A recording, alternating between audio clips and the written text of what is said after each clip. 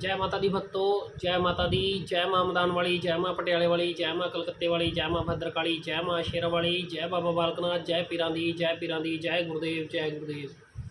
जय माता दी। आप सभी भक्तों को माता रानी आप सबको खुशहाल रखे। माता रानी आप सबके अंदर के भंडारे भरे। माता रानी आपको ढेर सारी खुशियाँ दे। माता रानी आप सब बच्चों की जय जयकार करा के रखे। माता रानी के जयकारे लगते रहे, माता रानी के डंके बजते रहें। ऐसे ही आप सब बच्चों के भी जयकारे लगते रहें, आप सब संगत के डंके बजते रहें, जय जयकार करा के रखे माता रानी आप सबकी। माता रानी आप सबको ढेर सारी खुशियाँ दें। आज मैं आपको इस वीडियो में बताऊंगा कि आप जब 41 डेज़ 41 दिन पर बैठते हो, जब भी आप किसी साधना में या फिर किसी भी भक्ति में 41 दिन के साधना के अंदर आप बैठते हो, तो आपकी साधना अक्सर खंडित क्यों हो जाती है। कि बहुत सारे भक्तों के फ़ोन भी आते हैं और मैसेज भी आते हैं, और काफ़ी बच्चों ने ये बात पूछी भी है कि हम जब 41 दिन पर बैठते हैं तो हमारी अक्सर ये 41 दिन खंडित क्यों हो जाते हैं। क्योंकि देखो, बहुत सारे बच्चे 41 दिन की साधना पे बैठते हैं और 41 दिन की साधना को करने लग जाते हैं, 41 दिन की सेवा पे बैठ जाते हैं, जप को नियमित करना या माता रानी की सेवा भाव के अंदर बैठ जाते हैं। लेकिन बहुत सारे बच्चों के साथ ऐसा क्यों होता है कि उनकी साधना अक्सर खंडित हो जाती है, और वो जब खंडित हो जाती है तो वो अक्सर सोच में पड़ जाते हैं भी ऐसा क्यों हुआ, क्या हुआ, मतलब हमें इतनी परेशानी का सामना क्यों करना पड़ा, या हमें हमारे साथ ऐसा हुआ है तो पता नहीं क्या हमने कौन सा गुनाह कर दिया या हम गुनहगार हो गए। तो जब भी आप 41 दिन की साधना पे बैठते हो ना, तो आप 41 दिन की साधना कई बार अपने मन से करते हो या आप किसी के कहने से करते हो। तो जब आप किसी चीज़ की तरफ चलते हो तो वो चीज़ अक्सर आपको नहीं पता होता कि जब आप ये कार्य करने जा रहे हो तो आपके पास इस चीज़ के लिए आपका समय पर्याप्त है या नहीं है, या आप इस चीज़ के लायक हो या नहीं हो, या आप इस चीज़ को कर पाओगे या नहीं कर पाओगे। बस यही बात होती है। और उसके बाद क्या होता है कि जैसे आप 41 दिन की साधना पे बैठ रहे हो तो बहुत सारे बच्चों पर नेगेटिविटी का असर होता है। तो जब वो नेगेटिविटी का असर होता है तो वो इंसान जब 41 दिन की साधना पे बैठ जाता है, और कई बच्चों पे बहुत ज़्यादा हैवी नेगेटिविटी का असर होता है, जिसकी मतलब ऊर्जा बहुत ज़्यादा होती है और बहुत ज़्यादा ही दिक्कत के अंदर वो चीज़ चल रही होती है। और बच्चे सोचते हैं जब वो किसी दरबार से जुड़ते हैं, कहीं भी जुड़ते हैं, जब किसी भक्ति लाइन के अंदर पढ़ते हैं तो धीरे धीरे करके वो चीज़ कटती है। लेकिन जब वो बच्चों पे वो चीज़ शांत होनी शुरू हो जाती है तो बच्चे, बहुत सारे बच्चे हैं जो 41 दिन की साधना पे बैठते हैं, और कुछ तो ऐसे हैं कि 41 दिन की साधना करना चाहते हैं और 41 दिन की साधना के अंदर वो सोचते हैं कि हम इसी 41 दिन की साधना में देवी को प्राप्त कर लेंगे, पीर फकीर को प्राप्त कर लेंगे, या किसी नाथ की सेवा पर बैठे हैं तो हम उन चीज़ों को प्राप्त कर लेंगे। तो सबसे पहली तो बड़ी बात ये सुनो कि हर इंसान के बस की नहीं है कि 41 दिन में कोई किसी को प्राप्त कर पाए। हाँ, ये जरूर है कि जो भी 41 दिन की आप साधना करते हो आपकी कभी व्यर्थ नहीं जाती। जैसे आपके अकाउंट में आप खुद से कोई राशि को जमा करते हो और वो निरंतर जमा होती चली जाती है, तो ऐसे ही आपके ये भक्ति रस अकाउंट में ये चीज़ें जमा होती चली जाती हैं, आपके भाग्य के साथ ये जुड़ जाती हैं, और ये आने वाले समय में आपको फलदायी जरूर रहती हैं। ये किया हुआ जाप तब कभी खाली नहीं जाता, हमेशा ही ये फलदायी होता है। कुछ बच्चों का साथ के साथ हो जाता है और कुछ बच्चों का कुछ समय बाद, और कुछ बच्चों का कई सालों के साथ, वो सब जुड़कर इंसान को मिल जाता है। ठीक है। और जैसे ही मैं आपको बता दूं कि इस 41 दिन की साधना पे बैठने वाला बच्चा, उसकी साधना अक्सर क्यों खंडित होती है, जब वो नेगेटिविटी साथ चल रही होती है तो वो उस साधना को कभी पूर्ण नहीं होने देती। ठीक है। और कुछ बच्चों की साधना इस वजह से खंडित होती है कि वो 41 दिन की साधना रख लेते हैं लेकिन उनको उसके नियम नहीं पता होते। ठीक है। क्योंकि बच्चे गृहस्थ जीवन के अंदर जीने वाले होते हैं, और हर तरीके से इंसान समाज में जी रहा है, तो इंसान को काम भी करना है, खाना भी है, बनाना भी है, लाना भी है, सब चीज़ें होती हैं। तो फिर इंसान जब उस चीज़ के ऊपर बैठ जाता है तो देखो 41 दिन घर में तो बैठा नहीं जाता, लेकिन मेहनत भी करनी है, रोटी खाना भी है। तो वो सब बच्चे जब 41 दिन का सुबह शाम का एक प्रण लेके बैठ जाते हैं, संकल्प कर लेते हैं, तो फिर वो मार्केट में, बाज़ार में, हर जगह घूमना भी होता है। कोई दुकान कर रहा है, कोई बिजनेस कर रहा है, कोई कहीं पे लगा हुआ है, कोई दिहाड़ी कर रहा है, कोई मजदूरी कर रहा है, और वो फिर 41 दिन की साधना पे बैठ जाते हैं। तो 41 दिन की साधना के बीच में जब वो मार्केट में निकलते हैं तो वो उस भाव से मार्केट में नहीं रहते कि जब उनको भी इन चीज़ का भाव भूल जाता है कि मैं 41 दिन की साधना पे बैठा हूँ, वो मार्केट में जाएंगे, जब वो कोई उनसे मतलब कोई ऐसी बात होगी तो वो हर तरीके से मजाक भी करते हैं, उल्टा सीधा भी बोल पड़ते हैं, किसी चीज़ को देखकर कमेंट भी कर देते हैं, कोई आने जाने वाले को देख के कमेंट करते हैं। तो इन सब बातों से वो साधना को कोई मतलब नहीं रह जाता। ठीक है। क्योंकि साधना के समय पे वो पूरा नियम, आप चाहे मार्केट में जा रहे हो, आप काम पे जा रहे हो तो कोई बात नहीं, आप जा सकते हो, क्योंकि आप गृहस्थ जीवन में रहते हो, अगर उस चीज़ को कर रहे हो तो कोई ऐसी दिक्कत वाली बात नहीं, आप जाओ।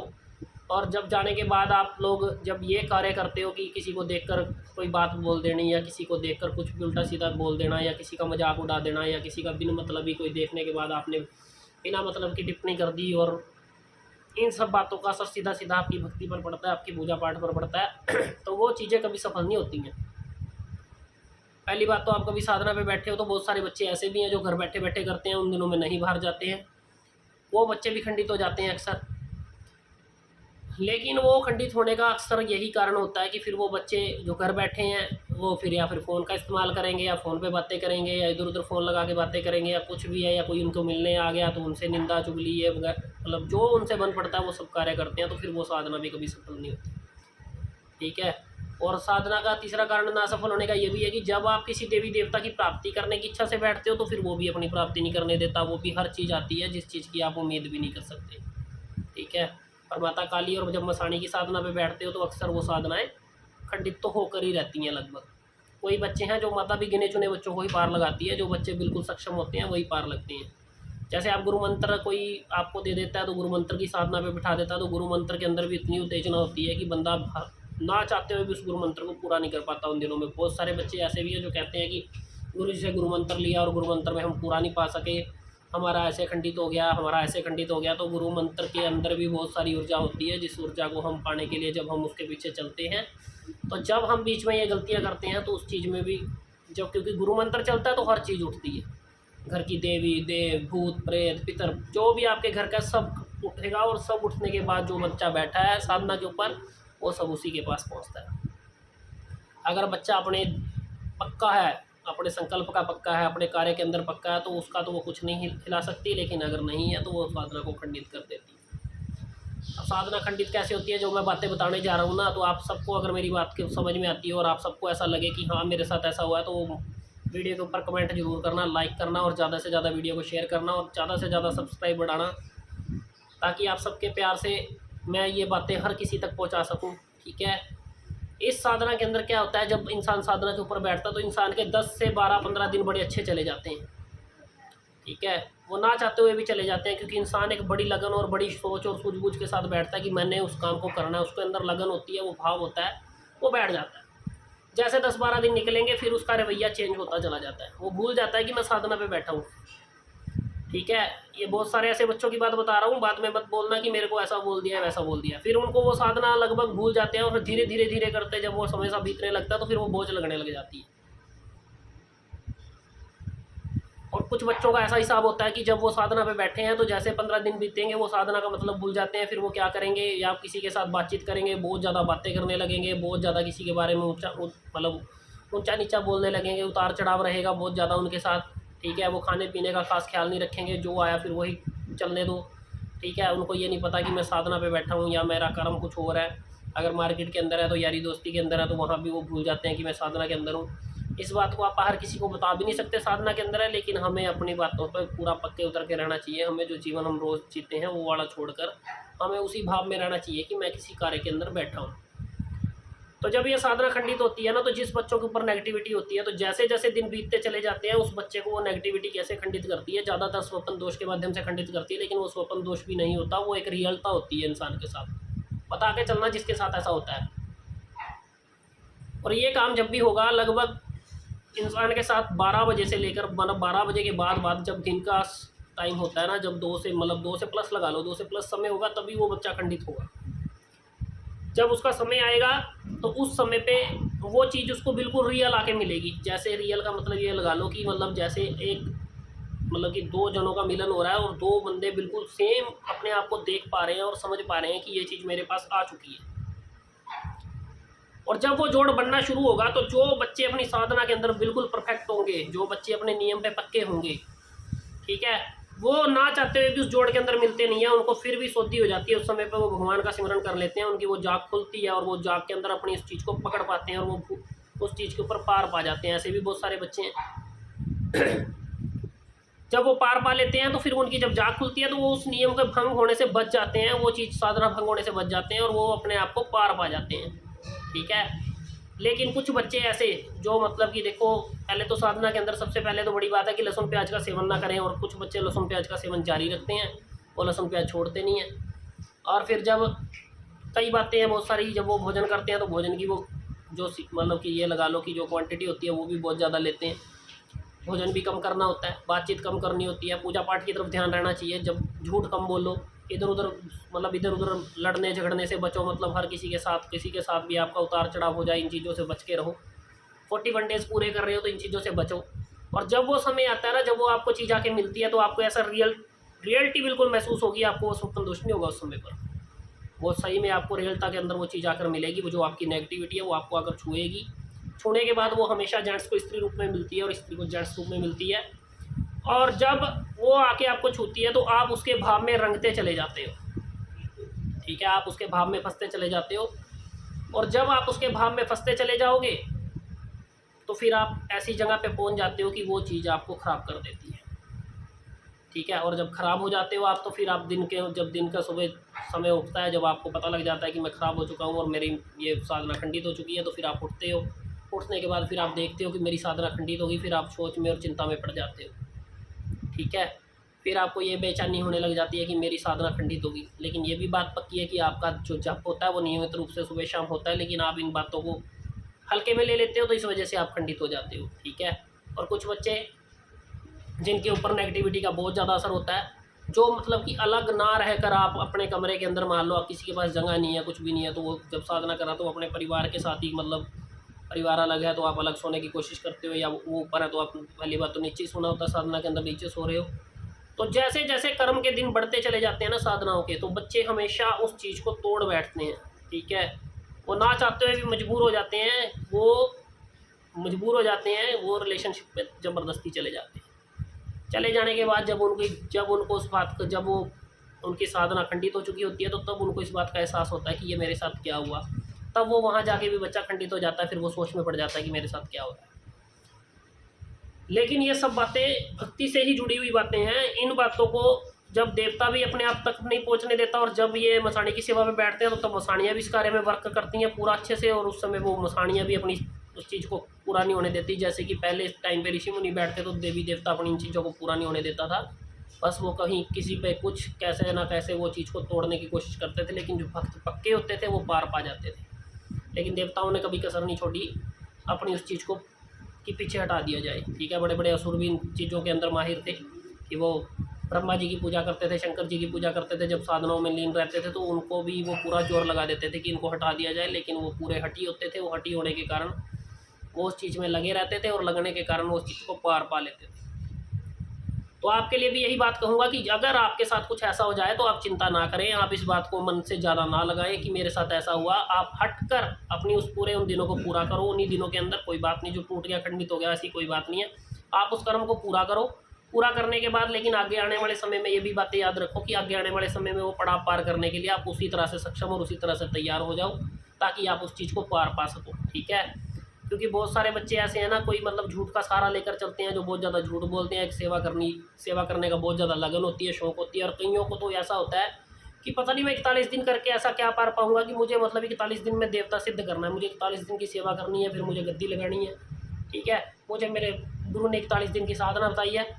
तो ऐसी तो कोई ये साधना है नहीं कि आप घर बार छोड़ दो और अपना 41 दिन की साधना करके तो आप बहुत बड़े वो बनने वाले हो। लेकिन आपको ये बातें याद रखो कि ये 41 दिन की साधना है, ये इकट्ठी होकर मिलकर ही देवता आपके पास पहुंचता है और देवता आपको आगे के रास्ते बताता है। ठीक है, आप अपने जीवन काल में 41 दिन निकालो ताकि आपकी कुंडलिनी शक्ति जागृत हो। ठीक है, आपकी तरफ देवता खींचे, आपकी हर ज्ञान को बढ़ावा दे देवता। जरूरी नहीं होता कि इंसान यहीं से देख पाए, इंसान के देखने के तरीके वो बहुत सारे देता है। ठीक है, बहुत सारे तरीके हैं देखने के, जब इंसान किसी की कुच्छा देख पाता है, जब इंसान किसी को पढ़ पाता है। यहाँ तक पहुँचने की क्षमता तो बहुत कम बच्चों में होती है। ठीक है, लेकिन बाकी के बहुत सारे तरीके हैं जो देवता देकर चलता है। देवता दिखाता भी है, देवता बताता भी है, देवता हर चीज़ दिखाता है। ठीक है, तो आप जब भी सेवा के अंदर बैठो, इस सेवा के अंदर ध्यान रखो कि अगर आपकी सेवा खंडित होती है तो उसके कारण आप स्वयं ही हो, कोई दूसरा नहीं है। और ना ही कभी कोई इस चीज़ से पार पाने के लिए ना ही कोई आपको रोक लगा रहा है, ना ही कोई आपके ऊपर कोई। कई बार तो दुनिया ऐसा सोच कर बैठ जाते हैं बच्चे कि मेरे ऊपर किसी दूसरे ने ये कर दिया, जोर चला दिया, ये कर दिया, वो कर दिया। ऐसा कुछ नहीं होता। जब आप साधना के अंदर बैठे हो तो आपकी साधना जरूर पूरी होगी, अगर आपका भाव अच्छा होगा, अगर आप उसके प्रति पूरे निष्ठावान होंगे, अगर आप अपने झूठ सच से बचोगे, आप किसी के ऊपर कमेंट करते हुए बचोगे। क्योंकि बहुत सारे बच्चे ऐसे भी होते हैं, रखी तो घर में साधना होती है, अपना साधना पूर्ण करने के लिए बैठे हैं, और बाहर जब देखते हैं भाई 4 जन जा रहे हैं या 4 लेडीज़ जा रही है या कोई बच्चियाँ जा रही हैं, तो उन्हीं के ऊपर कमेंट पास करना शुरू कर देते हैं। तो ऐसे बच्चों की साधनाओं का कोई फ़ायदा नहीं है और ना ही वो साधनाएँ कभी पूरी होती हैं, ठीक है। लेकिन ये ज़रूर है कि जो उनके समय का जब तक किया हुआ कर्म है, वो आपको कहीं ना कहीं जाके आगे फलदायी होगा, लेकिन साथ के साथ नहीं होगा। साथ के साथ फलदायी उन्हीं बच्चों का होता है जो बच्चे बिल्कुल नियम पे पक्के होते हैं, जो बड़े श्रद्धा भाव से और जो बड़े ही नियम से अपनी उस श्रद्धा भाव से साधना को करते हैं। उन बच्चों की फिर परीक्षाएं भी शुरू होती हैं। उन बच्चों के माता रानी बहुत परीक्षा लेती है और परीक्षा लेने के बाद फिर उनको जिस सीमा पे पहुंचाना पहुंचा देती है, कभी रोक नहीं लगाती, ठीक है। तो इसलिए जब भी आप साधना करो तो साधना के समय में आप, जो बच्चे सच के ऊपर आधारित है फिर भी उनकी साधना खंडित होती है, तो कभी परवाह मत करो इस बात की। आप उस साधना को पूरा करो।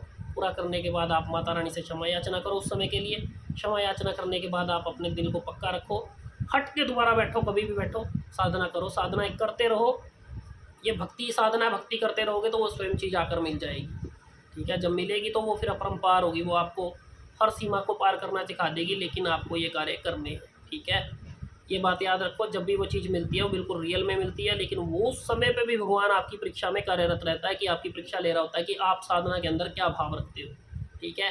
वहाँ से आप टूटते हो तो बस फिर पीछे हट जाते हो, क्योंकि पीछे हटना ये हो जाता है कि आपको फल तो ज़रूर मिलेगा, लेकिन उतना नहीं मिलेगा जितना आप एक्सेप्ट करते हो, ठीक है।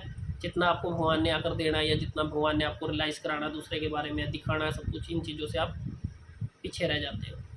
लेकिन फिर जो बच्चे पार लगते हैं वो पार ही लगते हैं, ठीक है। जब भगवान उस चीज़ को मिलन करवाने की कोशिश करता है तो फिर आप खुद सोचो कि आप अपने को पार कैसे पा सकते हो, क्योंकि भगवान आपको उस समय पर सोधी जरूर देकर रखता है। भगवान आपको कहता है कि आप इस चीज़ से पीछे हट जाओ, आप तोड़ कर दिखाओ अपने इस नियम को, बचा कर दिखाओ, लेकिन आप बचा नहीं पाते, आप उसी नियम के अंदर चले जाते हो, क्योंकि वो आप ज़िंदगी जी रहे हो और आप उस ज़िंदगी को जी लेते हो, ठीक है। इसीलिए मतलब मैं आप सबको कहना चाहूँगा कि 41 दिन की साधना पे जब भी बैठो आप बड़े अच्छे भाव से बैठो, नहीं तो 41 दिन की साधना अक्सर खंडित हो जाती है। और खंडित इन्हीं वजह से होती है, खासकर तो ज़्यादातर जब जिस बच्चों के साथ नेगेटिविटी चल रही होती है वो नहीं पार पा पाते हैं, और दूसरा जब भगवान परीक्षा लेने पे आता है उन बच्चों की, तो फिर वो भी बच्चे पार नहीं पा पाते हैं। और जो बच्चे पार पाते हैं वो स्वयं पार ही पा जाते हैं। बस अपने नियम की, अपनी बातों का ख्याल रखो कि किसी के, क्योंकि जब आप कहीं जाकर कमेंट ऐसे ऐसे करते हो तो भगवान को सीधा सीधा लगता है जाकर भी, ये मेरी साधना पर बैठ कर भी जब ये नहीं टलता तो फिर मैं भी इसको फिर टलने नहीं दूंगा, मैं भी इसको पार नहीं लगने दूंगा, मैं भी इसको वहीं तक रखूँगा जहाँ तक ये रहना चाहता है, ठीक है। तो इस बात के साथ मैं आपको यही चीज़ बताना चाहूँगा कि 41 दिन की साधना जब भी करो अच्छे से करो, ठीक है। इसी के साथ मैं आपको सबको जय माता दी, जय माँ मदान वाली, जय माँ पटियाले वाली, जय माँ कलकत्ते वाली, जय माँ भद्रकाली, जय माँ शेरा वाली, जय बाबा बालकनाथ, जय पीरा दी, जय गुरुदेव माता रानी आप सबको खुश रखे, जय जयकार रहे माता रानी की।